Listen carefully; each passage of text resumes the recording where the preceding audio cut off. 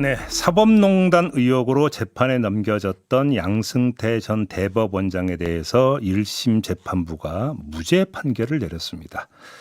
간단히 정리하면 사법농단은 없었다라는 취지의 판결로 해석할 수밖에 없는데요. 이 판결 어떻게 평가하는지 이분 연결해서 이야기 나눠보겠습니다. 사법농단 의혹을 세상에 알린 분인데요. 판사 출신의 이탄희 민주당 의원입니다. 나와 계시죠?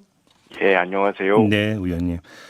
지금 양승태 전 대법원장에게 적용된 혐의가 모두 47개였는데 47개 혐의 모두 무죄라고 판단을 했다는 거 아닙니까? 이른바 통무죄 이렇게 표현을 하던데 예상하셨습니까? 이렇게까지 판결할 줄? 일단 제가 곁가지 몇 개를 좀 정리하고 시작했으면 좋겠는데요. 네. 첫 번째로는 법원이 판결문을 지금까지도 공개하지 않고 있습니다. 그래요? 제가 어제 확인했을 때 내부 전산망에도 등록을 안 했던데요. 네. 지금 주말에 모든 방송 일간지 다 이 사건으로 도배되고 있지 않습니까? 그렇죠. 근데 우리 취재하신 언론인들 포함해서 누구도 판결문을 보지 못하고 있어요. 저도 못 봤어요. 그래서 제가 오늘 드리는 말씀은 일단 보도가 만일 사실이라면 하는 전제에서 말씀을 드릴 수밖에 없는 이런 상황인데요. 네. 하여튼 법원이 빨리 판결문을 공개해야 된다. 잠깐만 의원님. 근데 그러면 보통 판결 나고 바로 그러니까 공개합니까? 이전에 그렇죠. 판결문 원본으로 선고하는 게 원칙이거든요. 예. 두 번째는 네. 이번 양승태 1심 무죄가 사법농단 실체가 없었다. 이것은 이 판결 내용에도 반합니다. 그렇지 않고요. 보도된 이번 무죄 판결 내용에 따르더라도 재판 개입은 사실로 드러난 부분이 많습니다. 네. 다만 이제 형사적으로 무죄 판결 선고했다. 이거에 대해서 지금 논란이 되고 있는 상황이고요. 사법농단은 실체가 있었고요. 독립된 재판을 받을 국민들의 권리를 침해한 다시는 발생해서는 안 될 헌법위반 사건이었다. 알겠습니다. 이 부분은 명확하다는 점 말씀드리고요. 네. 세 번째로는 저 개인적으로 이제 일각에서 이탄희가 의혹 제기한 것이 무죄다 이런 이야기가 있는데 이건 허위입니다. 제가 사법농단 때 요직의 발령을 받았지만 판사 뒷조사 파일 관리하라는 취지의 이야기를 듣고 사직서를 제출했던 것이거든요. 네네네. 그리고 양승태 대법원이 그때 컴퓨터 파일 대량 삭제했지만 나중에 포렌식을 통해서 뒷조사 파일 대량 발견이 됐습니다. 예. 이 부분이 이미 사실로 밝혀졌기 때문에 예. 이걸 왜곡하려는 시도는 앞으로도 제가 단호하게 대응하겠습니다. 알겠습니다. 예, 이렇게 몇 가지 정리를 드리고요. 네. 총평을 하자면 네. 이 판결은 정말 비상식적인 판결입니다. 저는 그러면 이 모든 일은 다 귀신이 시킨 거냐 이렇게 말할 수밖에 없고요. 네. 제가 설명을 좀 드릴게요, 국민들께. 네. 재판 개입이 있었다. 법원 행정처가 재판 개입하고 판사 뒷조사했다라는 건 이번 판결에서 인정이 됐습니다. 네. 없었던 일은 거의 없어요. 그런데 판결 내용은 양승태 대법원장은 몰랐다는 겁니다. 그런 일은 있었지만 양승태 당시 대법원장이 시켰다라는 증거가 없다 이런 거죠, 간단히 이야기. 그렇죠. 예. 그런데요, 법원 행정처라고 하는 조직이 어떤 조직이냐면 예. 대법원장의 비서 조직입니다. 전국에 있는 3,000명의 판사들 중에서 1%, 30명만 뽑아서 대법원장 비서 조직에 모아놓은 거거든요. 네. 이 비서 조직에서 양승태 대법원장 수종 역할을 했던 임종헌 법원행처 차장이 있습니다. 네네. 이분이 건배사가 굉장히 유명해요. 건배사가 KKSS라고 해서요. 네. 이제 까라면 까고 시키면 시키는 대로 해라거든요. 아 진짜요? 건배사가 그거였어요? KK 하면 SS 이렇게 그냥 판사들이 답하는 이런 건배사를 6년 내내 했거든요. 양승태 대법원장 임기 6년 중에서 5년을 이 법원 행정에서 근무한 정말 신복인데요. 네. 이런 사람이 일을 주도했는데 그 양승태 대법원장 모르게 했다? 정말 그랬으면 양승태에게 나중에 들통나면 어떻게 되려고 그렇게 했겠습니까? 말이 안 되는 거죠. 그래요. 근데 지금 그 의원님이 말씀하신 대로 핵심 혐의는 직권남용죄잖아요. 그렇죠. 근데 지금 그 보도에 기초해서 보면 그 법원이 이걸 무죄 판단을 내렸던 것에 있어서 핵심은 범죄의 증명이 없다라는 것인데요. 이건 어떻게 보세요, 그러면? 그러니까 증명이 크게 이유가 두 가지인데요. 네. 대부분에 대해서는 양승태 대법원장이 몰랐다라는 이유로 무죄를 줬고요. 예. 일부 사건에 대해서는 양승태 대법원장이 관여가 됐더라도 법리적으로 권한이 없는 일이기 때문에 무죄다. 네, 맞아요. 예. 네. 근데 그 부분은 그분도 상식에 반합니다. 그러니까 예를 들면 이런 거예요. 나쁜 일을 하면 유죄인데 더 나쁜 일을 하면 무죄다. 의사가 사람 몸에다 칼 댔다가 죽으면 유죄인데 네. 지나가던 사람이 칼 찌르면 무죄다 이런 거거든요. 예. 의사는 사람 몸에 수술하기 위해서 칼 댈 권한이 있죠. 그래서 칼을 댔다가 과실로 환자가 죽으면 유죄예요. 근데 아예 권한이 없는 사람이 칼로 찌르면 이게 무죄다. 이게 말이 됩니까? 한 일 자체가 재판에 개입하는 게 예.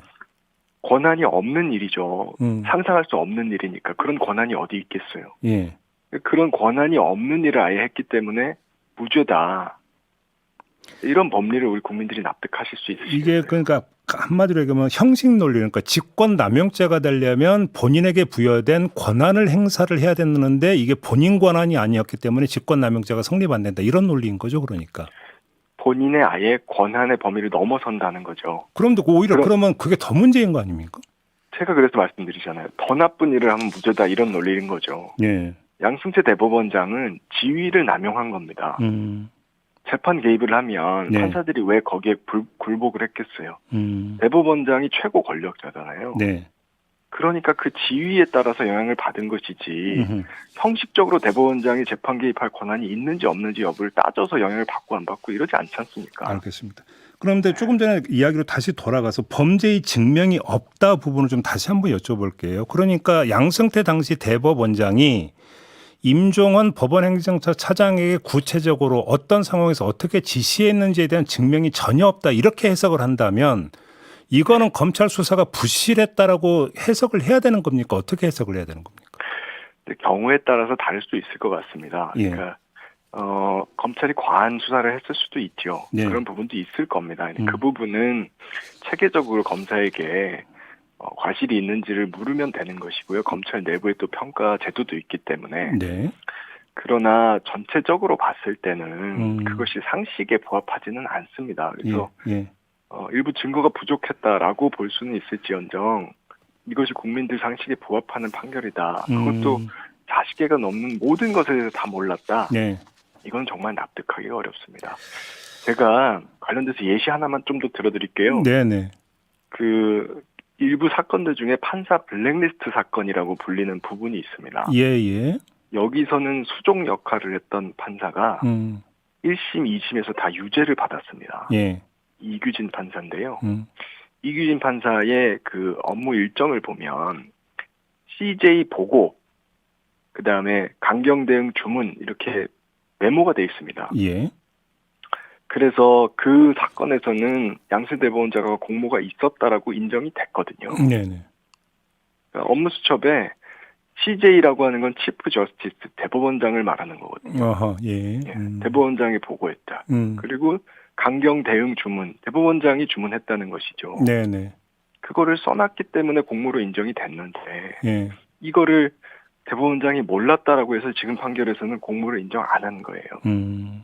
이런 부분들은 상식에 반한다는 것이죠. 그러면 지금 또 하나의 주목거리가 이 말씀 중에 나왔던 그 임종원 당시 법원행정처 차장이요. 차장. 네네. 다음 달에 1심 판결이 나올 예정인데 어떤 판결이 나올 거라고 예상을 하십니까? 지금 법원이 이렇게 판결을 하는 기준이라고 하면 어떻게 나올지 사실 예측하기 어렵죠. 무죄가 나올 수도 있다고 보세요, 그러면?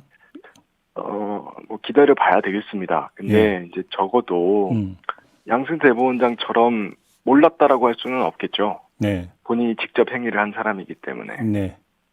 그럼 만약에 그걸 또 무죄로 한다라고 하면 또 국민들이 납득할 수 없는 어떤 법리를 만들어내서 무죄를 하는 방법밖에 없는데. 그러면 유죄 판단이 나온다 하더라도 그러면 이제 그 임종원 전 차장이 몸통이 되는 겁니까? 이렇게 돼버리면? 그렇게 우리가 해석할 수도 있을 텐데요. 예. 상식에 반하는 거죠. 그러니까요. 예. 그냥 한번 이렇게 그 질문을 좀 드려볼게요.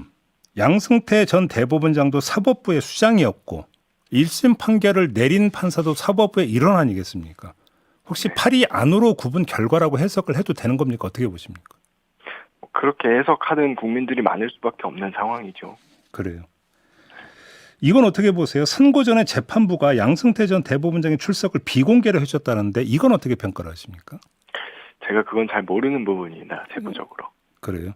네, 그래서 그 부분 특별히 드릴 말씀 없을 것 같습니다. 예.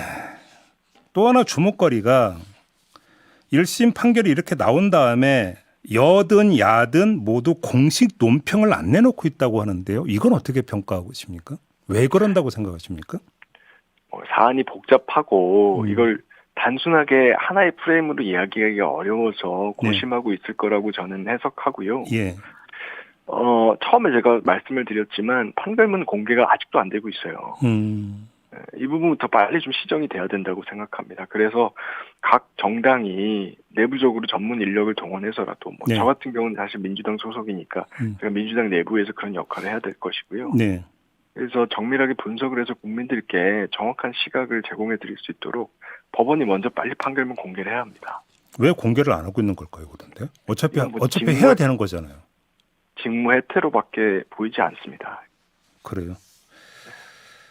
이 점은 어떻게 보십니까? 그 재판 과정을 그 복기해 보면 수많은 증인을 신청을 했고 공판 횟수가 엄청 많았다는 거 아닙니까? 이거는 고의적 재판 지연입니까? 정당한 자기 방어권 행사라고 봐야 되는 겁니까? 어떻게 평가하십니까? 이 부분은 사실은 근데 재판 제도가 좀 후진적인 면이 있습니다, 우리나라가. 어떤 점에서요? 그러니까 대부분의 사법 선진국들은 집중 심리라는 걸 하거든요. 미국의 배심제든 독일의 재판제도건 하나의 중요한 사건이 발생을 하면 네. 한 달이건 두 달이건 세 달이건 매일 재판을 열어서 그 재판이 끝날 때까지 집중을 합니다. 네네네. 그러면 언론인들도 취재하기가 좋고 국민들도 관심도를 유지하면서 결론을 따라갈 수 있고요. 네, 그렇죠. 우리는 그렇게 재판을 하지 못하고 있는 좀 후신적인 구조에서 나오는 면도 좀 있습니다. 이거. 왜 못합니까? 그게 판사 수가 부족해서 그런 겁니까? 꼭 그렇지는 않습니다. 판사들 스스로 새로운 방식에 익숙하지 못해서 그런 측면도 있고요. 이것도 사법개혁의 중요한 과제입니다. 판사가 마음만 먹으면 그렇게 할 수도 있는 겁니까, 그러면?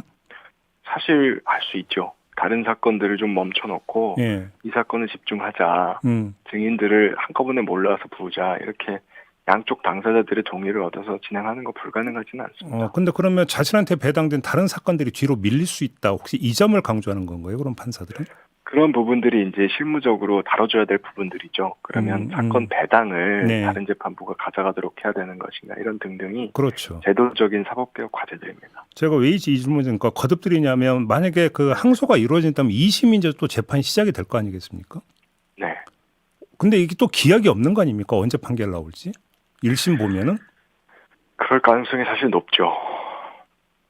또 몇 년 걸리게 되는 겁니까? 2심 재판도 그렇게 돼버리면? 네, 그렇게 될 가능성도 있는 상황입니다. 일단 이전부터 좀 먼저 좀 정리가 좀 돼야 될 것 같아서 좀 질문을 드렸는데 그러면 이제 그 법원에서 어떻게 판단하고 좀 그러니까 조정을 해주느냐 이 문제가 이제 관건이다 이렇게 그러니까 좀 해석을 해야 되겠네요. 네, 그럴 수도 있죠. 알겠습니다. 일단 말씀은 여기까지 들어야 될 것 같고요. 뭐 혹시 판결문 나오면 좀 정밀 검토 네. 필요하면 다시 한번 부탁드리겠습니다, 의원님. 네, 네, 고맙습니다. 네, 이탄희 민주당 의원과 함께했습니다.